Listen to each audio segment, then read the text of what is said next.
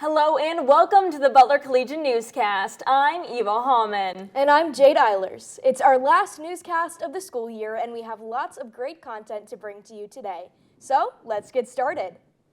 If you're looking for on-campus employment transitioning into next year, look no further, as many Butler organizations are currently accepting applications.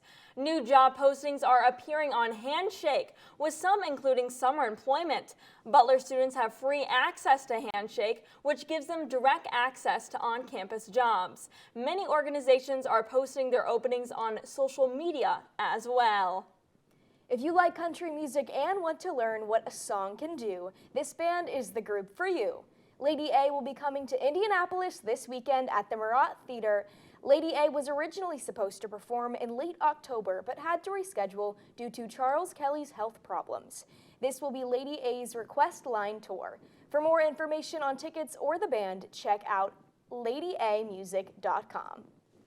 This Saturday, April 22nd, Butler University Choir, Chorale, and Chamber Singers will be performing their spring collection, full of nature vibes and peaceful vocals.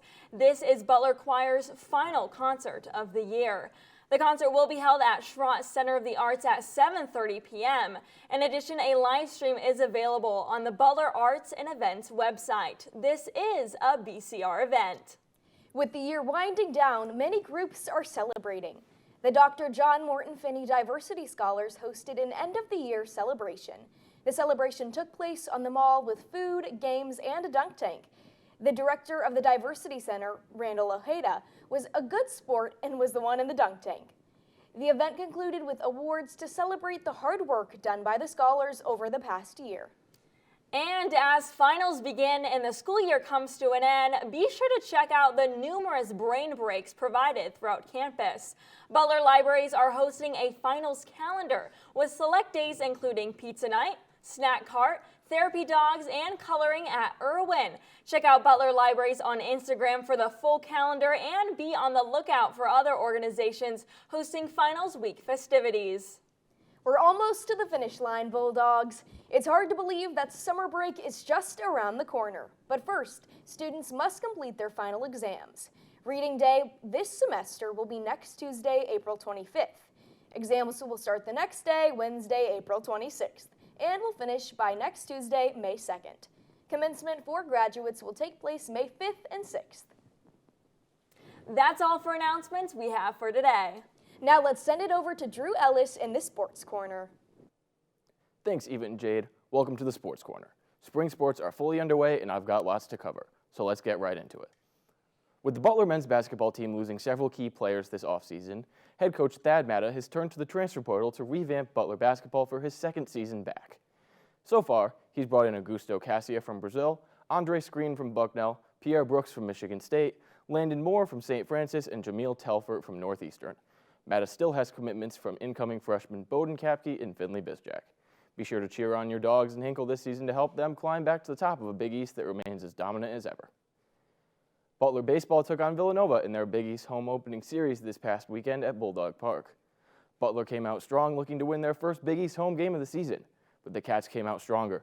As a result, Nova took the first two games of the series. Securing a victory, the Dogs rallied back in the third game, but it wasn't enough to keep Nova from the sweep.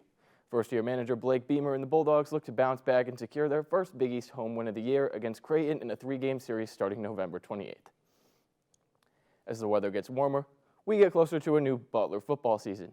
Second-year head coach Mike Uramovich and the Dogs held their spring showcase this past Saturday. Butler football fans of all ages flocked to the Bud and Jackie Selleck Bowl to catch an open viewing of their Bulldogs on the gridiron as they prepare for the upcoming season. The team ran through various plays and substitutions as spectators caught a glimpse of the potential of this year's team. We wish them good luck as they continue to build on last season's newfound success. That's all from the Sports Corner. We'll send you right back to the desk with Eva and Jade. For the Butler Collegian, I'm Drew Ellis. Thanks for the update, Drew. Now let's send it over to Maeve, who sat down with co-news editor Annie Faulkner. Hi everyone, I'm Maeve Van Etten, here today with co-news editor Annie Faulkner to talk about her experience as an editor.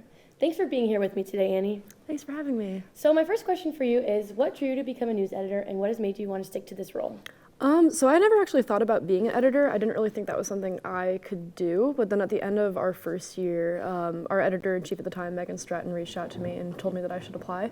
So I did, and I got accepted as an assistant news editor that year, and I fell in love with it, realized I liked editing a lot more than writing, and I've been with it ever since. Awesome. And what do you think the biggest challenges of working in the news section? I think probably the stakes of a lot of what we write is really high. We have a lot of really interesting material that comes out, and it always happens to fall in the same week. So either we have 0 news stories happening or we have 10. So that's probably the biggest challenge, I think. And do you have like a favorite story that you've written? I really like the one that Gabby and I wrote this year about the BUPD arresting the bike thief. We actually just won an award for that, the Mark of Excellence Awards. So that was really big for us because we really liked writing that article. Awesome, congrats. And then my last question for you is, as a senior, what will you miss most about working for the Collegian and being on the editorial board? I mean, when I think about what I'll miss about Butler, what I will miss is being on the Collegian staff. I mean, these are my best friends, and being here on Tuesday nights especially is like kind of the best part of my college experience and has been from the beginning. So I don't really know what I'm going to do without it. Well, thank you so much today for taking the time to talk with us, Annie. Yeah, thank you. Back to you guys at the desk. Thanks, Maeve, and thank you, Annie. That's all we have for this week's Butler Collegian Newscast. To stay up to date with all things news on Butler's campus, visit us online at thebutlercollegian.com or Twitter at Butler Collegian. We hope you enjoyed all the content from the multimedia section this year. This is our last newscast as we wrap it up for the year. But don't worry, we'll be back and better than ever next year. For the Butler Collegian, I'm Jade Eilers. And I'm Eva Hallman. Have a great summer, dogs.